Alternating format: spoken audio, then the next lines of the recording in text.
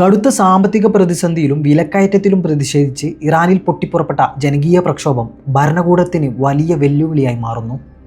December 28-ന് തെഹ്റാനിലെ grand ബസാറിൽ കച്ചവടക്കാർ ആരംഭിച്ച സമരം ഇപ്പോൾ രാജ്യത്തെ 31 പ്രവിശ്യകളിലേക്കും വ്യാപിച്ചിരിക്കുകയാണ്.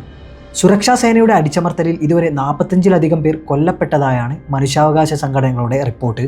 ദേശീയ കറൻസിയായ റിയാലിൻ്റെ മൂല്യം തകർന്നതും ജീവിത ചെലവ് കുത്തനെ ഉയർന്നതുമാണ് ജനങ്ങളെ തെരുവിലിറക്കിയത്. ഡോളറിനെതിരെ റിയാലിൻ്റെ മൂല്യം പകുതിയായി കുറഞ്ഞത് അടിസ്ഥാന ഭക്ഷ്യവസ്തുക്കളുടെ വില കുതിച്ചുയരാൻ കാരണമായി.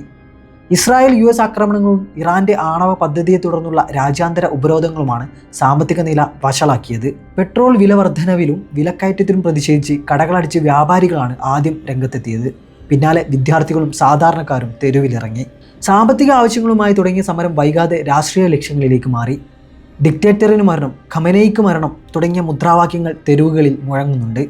ചിലയിടങ്ങളിൽ മുൻ രാജാവിൻ്റെ മകൻ റസ പഹ്ലവിയെ പിന്തുണക്കുന്ന മുദ്രാവാക്യങ്ങളും ഉയരുന്നുണ്ട്. ഇലാം, കെർമാൻഷാഹ്, ലോറസ്താൻ പ്രവിശ്യകളിലാണ് സംഘർഷം ഏറ്റവും രൂക്ഷം.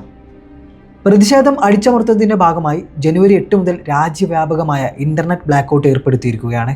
മൊബൈൽ ലാൻഡ്ലൈൻ സേവനങ്ങളും ഭാഗികമായി തടസ്സപ്പെട്ടു. പ്രതിഷേധക്കാരുടെ ആവശ്യങ്ങൾ കേൾക്കണമെന്ന് പ്രസിഡന്റ് മസൂദ് പെസഷ്കിയാൻ ആവശ്യപ്പെട്ടെങ്കിലും സുപ്രീം ലീഡർ ആയത്തുള്ള അലി ഖമനേയി കർശന നിലപാടിലാണ്.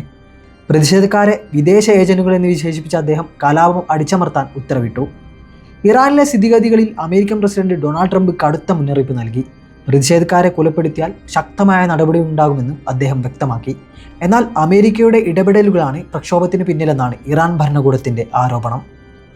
ഇറാനിലേക്കുള്ള അത്യാവശ്യമില്ലാത്ത യാത്രകൾ ഒഴിവാക്കാൻ ഇന്ത്യൻ വിദേശകാര്യ മന്ത്രാലയം നിർദ്ദേശം നൽകിയിട്ടുണ്ട്. തെഹ്റാനിലെ ഇന്ത്യൻ എംബസി സ്ഥിതിഗതികൾ നിരീക്ഷിച്ചു വരികയാണ്.